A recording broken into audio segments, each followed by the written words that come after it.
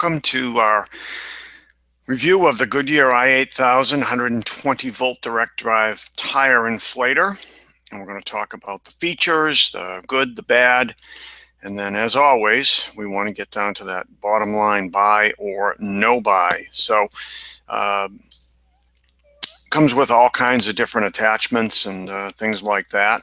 But here are the features of the i8000. So it is a direct drive inflator, and I'm going to talk about exactly what that is. Took me a while to dig deep and find out exactly what that is and what the differences are.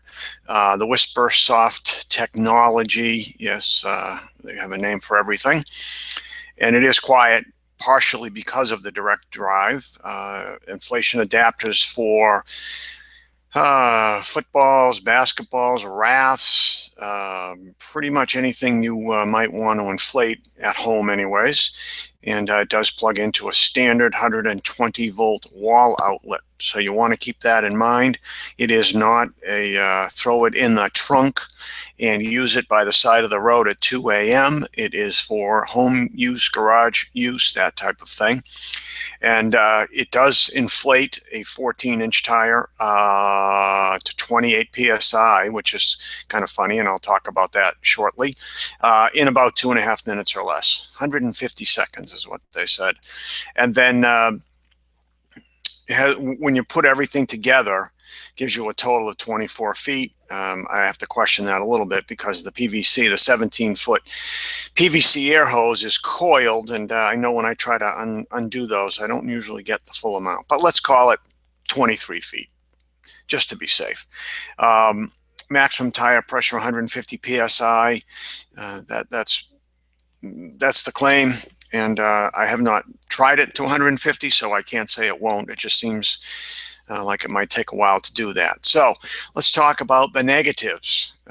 It can be slow after about 30 or so psi, which may be why the company literature says it's really fast up into 28 psi. I don't know. That might just be a coincidence. But the valve attachment is a screw-on valve, which is unusual.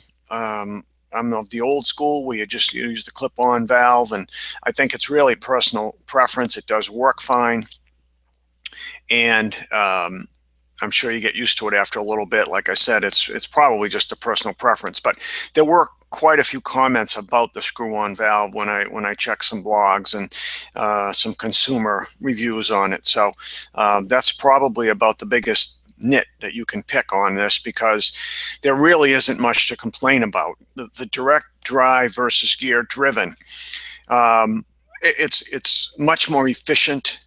There's not a bunch of gears turning in there to power it up, and it's quieter, and also should last longer because you don't have those gears that will wear out. Eventually they wear out, especially if you're using the higher PSI.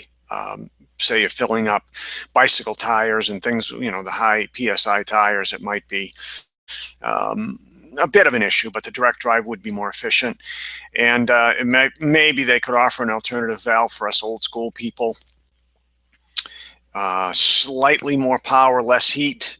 I'm not really sure how you can do that. Every small inflator that I've owned does generate some heat if you leave it running for a while. So you just shut it down and leave it connected. The air won't come out, and then power it up again, and off you go. So in my mind, I usually qualify the buy or no buy. If you've listened to any of my other reviews, I'm going to say it's a buy if. In this case, I have no qualifications on this one. I would say this is a buy, and you can click on the link below to go directly to the website, get a little bit more information. Also, you can buy directly through Amazon from my website, which I would very much appreciate. And also, if you would subscribe, that would be great, because we do these a couple of times a week, and they are so much fun. So thank you again for joining us, and I will talk to you soon.